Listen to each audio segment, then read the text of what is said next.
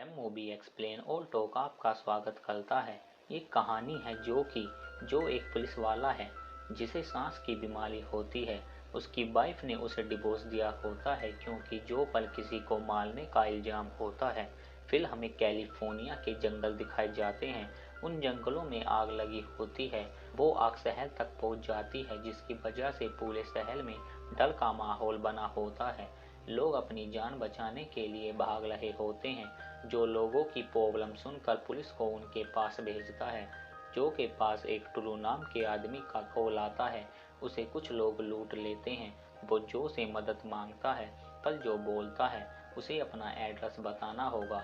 वो उसके पास पुलिस को भेजता है, पर उस आदमी का कॉल कट जाता है। जो के फ़ोन पर एक कॉल आता है कैथलीन नाम की औरत का। वो एक रिपोर्टर होती है। वो जो से उसके केस के बारे में पूछती है, पर जो उससे बात करना नहीं चाहता वो उसका फ़ोन काट देता है। जो अपने केस को लेकर परेशान रहता है, जिसकी वजह से उसकी वाइफ और बेटी उसके साथ नहीं रहती। वो बहुत अकेला महसूस करता है। उसके बाद जो के पास एक आदमी का कॉल आता है। वो एक बिजनेसमैन होता है। उसे एक लड़की लूट लेती है क्योंकि उसे लगता है वो लड़की एक कॉल गर्ल है। वो उसके साथ कार में होता है। वो जो को उसकी मदद करने को कहता है। जो उसके पास पुलिस को भेजता है। उस कॉल पर बिल नाम का पुलिस वाला होता है जो कि उसका दोस्त होता है। जो कुछ टाइम का ब्रेक लेता है। वो दीवार पर कुछ पिक्चर्स देखता है जिसे देखकर वो अपनी वाइफ को कॉल करता है। वो अपनी बेटी से बात करना चाहता है, पर उसकी वाइफ फ़ोन नहीं उठाती। जो फिर से कॉल अटेंड करता है। उसके पास एक एमिली नाम की औरत का कॉल आता है जिसका पति हैंडली उसे किडनैप कर लेता है। वो उसे कहीं ले जा रहा होता है। एमिली जो से किसी बच्चे की तरह बात करती है क्योंकि हैंडली को पता नहीं चलना चाहिए वो पुलिस से बात कर रही है।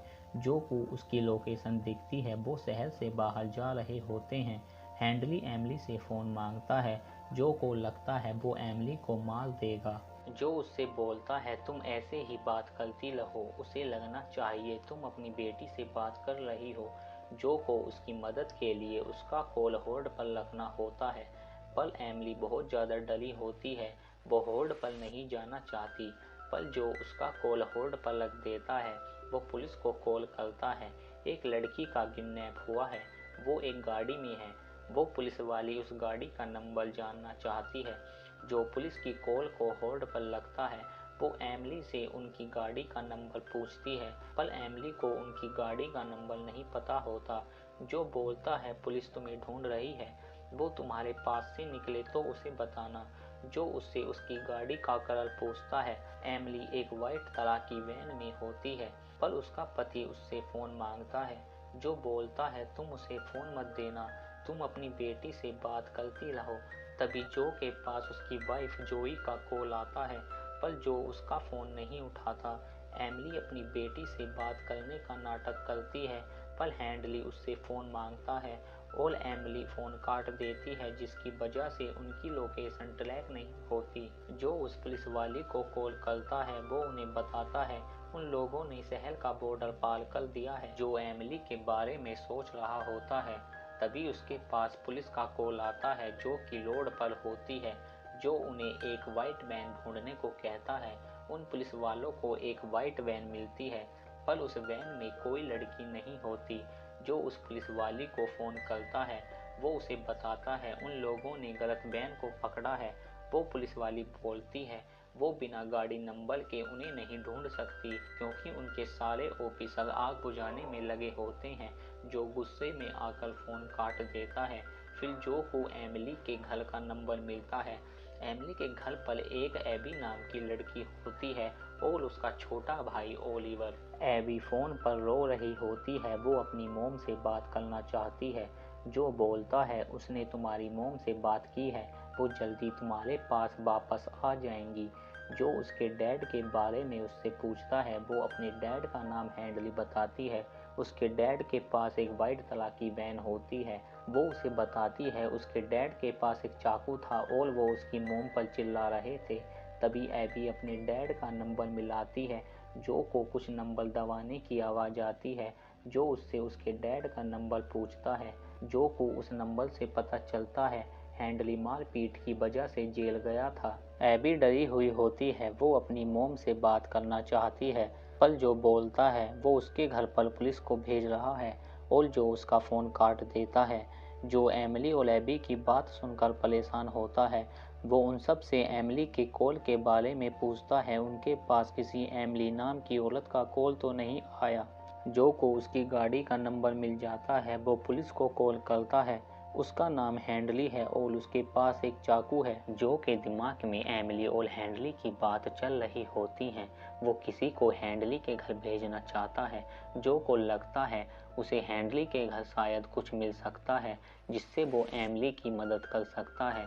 वो दूसरे कंप्यूटर से अपने दोस्त बिल को कॉल करता है। वो बिल को हैंडली के घर की तलाशी लेने को कहता है, पर बिल बोलता है वो बिना वारंट के किसी की घर की तलाशी नहीं ले सकता।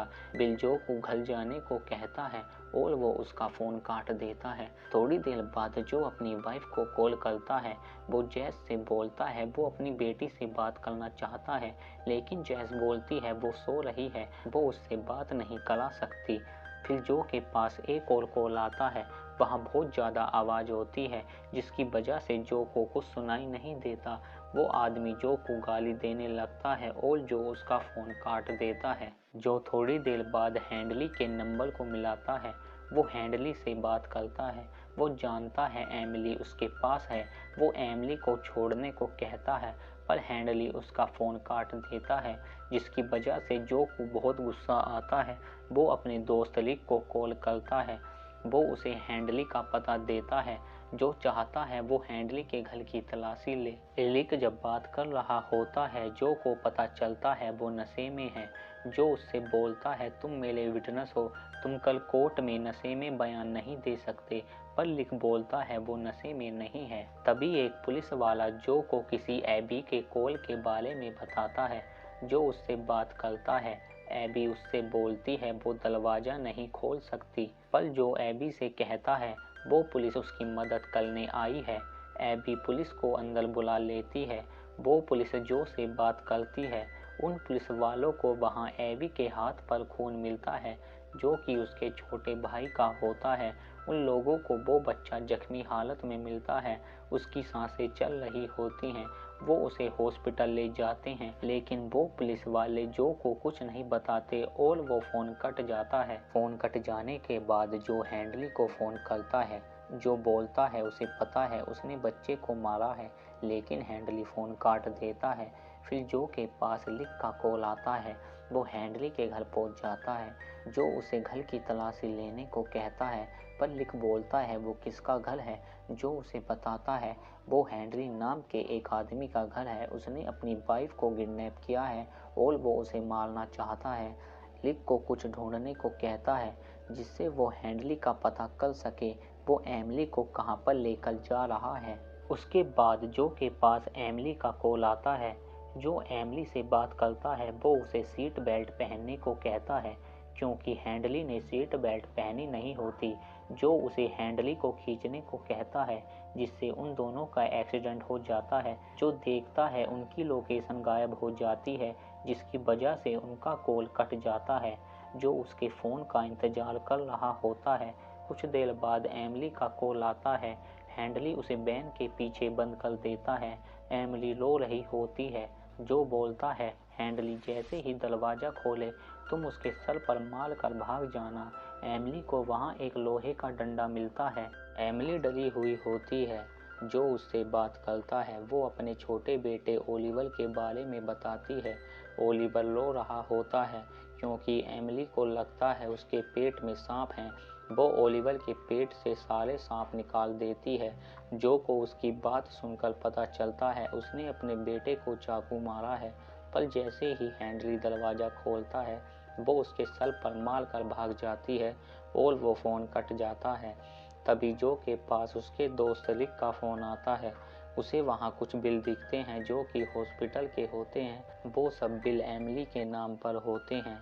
जो को पता चलता है एमिली दिमागी रूप से बीमार होती है, उसका इलाज चल रहा होता है और हैंडली उसे हॉस्पिटल ले जा रहा होता है। रिक की बात सुनने के बाद वो हैंडली को फ़ोन करता है। वो एमिली के बारे में पूछता है पर एमिली उसे मार कर भाग जाती है।